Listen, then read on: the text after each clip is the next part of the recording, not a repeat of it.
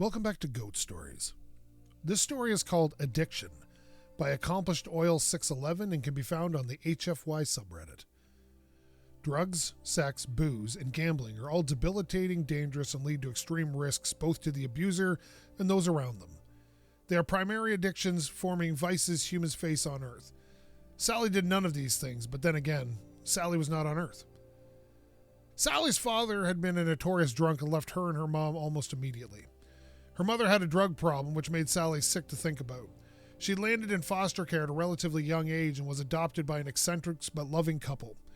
As a child, Sally didn't have much to say in the matter when they decided to pick up and move halfway across the galaxy. Not that she would have complained anyhow. Older now, Sally regularly traveled the galaxy as part of her job. She rarely drank and promised herself she would never do drugs. She was a hopeless romantic and didn't see the occasional one-night stand as liberating her desires. While she didn't gamble, she did sometimes make bets with her friends. Of course, these are not the kind of bets that left her sleeping in an alley afterwards. Essentially, Sally didn't have a vice, or so she believed. She had the means, but not the inclination to follow her birth parents' foolish footsteps. She had made a promise to herself long ago not to take that path.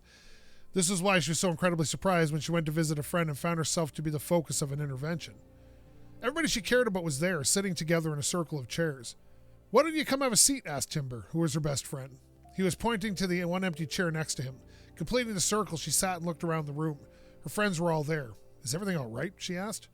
"Well," replied Timber, "it's about your addiction. We're all really worried about you. We want you to know that this room is filled with love. But we need you to listen to us. We need you to listen to reason, and then we need you to work with us to get help you need. We'd like you to clean up your life. We think perhaps even rehab." "Excuse me?" asked Sally, who at the moment was too confused to get upset. "Sorry, but I don't understand." At this point, Timber looked at a pillow in his lower right arm. "It's okay, Sally. We're going to pass this pillow around and everyone's going to speak. At the end, you'll have the opportunity to talk and we can begin your healing process." Sally watched as Timber passed the pillow to Thermos, who appeared to absorb its corner as a grasping arm. Thermos looked as though someone had combined a jellyfish with a bunch of hollow wooden reeds. Sally had known Thermos for many years. They had met in the hospital. Her for a broken arm and Thermos had been injured by a hook from someone just out fishing.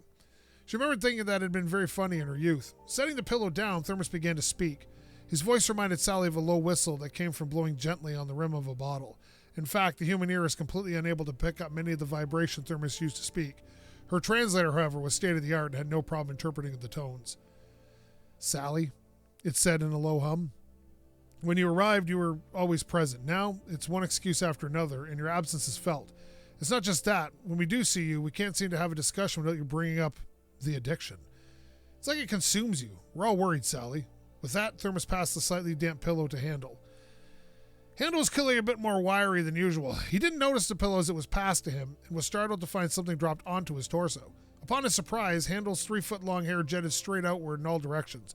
Usually he controlled this response using directional static charge. However, the surprise caused his fight-or-flight instinct to activate. Each hair was highly sensitive and sensory, providing him with a sight-like sensation as he brushed up on things. However, when startled, his hair was also a weapon. It was hollow and could be filled with an array of poisons, which in turn made the hair rigid and sharp.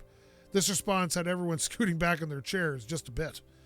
Of course, with no actual eyes, Handel really wouldn't have seen the pillow coming anyway. His primary range sense is an overpowering sense of smell. He should have smelled the pillow, but instead his focus was on Sally, whose scent was both powerful and unmistakable. Taking the pillow, he began to speak. The voice was beautiful, like someone playing a violin on a harp. It was so nuanced and intricate that even Sally's new translator regularly failed to capture some of the words as Handel spoke. Sally still had no idea what was happening when he began to speak. "Sally, we've been friends for many years, so as your friend, listen to me when I say that you're on a bad path. Thermos is right. When we first met, you smelled like sunshine and sweetness I'd never before experienced. You let me see you and you were beautiful. Now, honestly, I'm afraid to touch you. Your smell is dirty." Sally sniffed herself, looked first at Handel, then Thermos, and finally Timber. There had to be a mistake. She honestly didn't smell anything. She recalled her mother who used to smoke regularly. She recalled the smell burning her nose, but her mom didn't appear to even notice. She'd figured it was the drugs, but now she wasn't so sure. Perhaps her mom had gone noseblind. Perhaps Sally herself had gone noseblind too. Something. Sally started to doubt herself as the pillow was passed once again. This time it was Chip Nix who took the pillow. Sally met Chip a few years back. They had bonded over their mutual hatred of red lights. They didn't exactly collide with one another. However, it was enough for each of them to pull over. Sally was in the wrong, but no actual damage was done. Chip told Sally how she'd done the same thing a week ago. Half hour later, they were burying each other's shots in the pub across the street. Chip was doing most of the drinking, getting louder, funnier, and more opinionated as the day turned to night.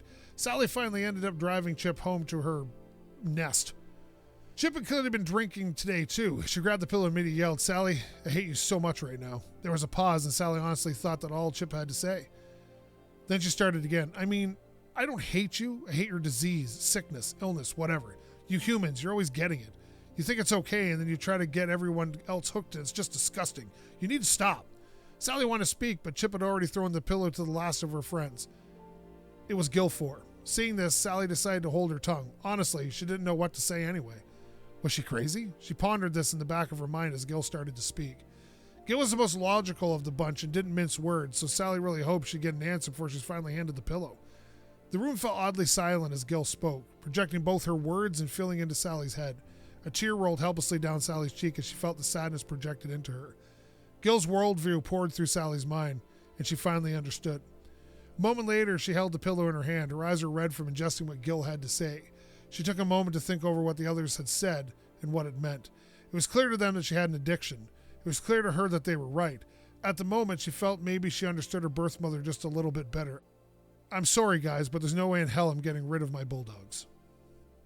That story was called Addiction by Accomplished Oil 611 and can be found on the HFY subreddit. Thank you again so much for listening, and we'll see you next time.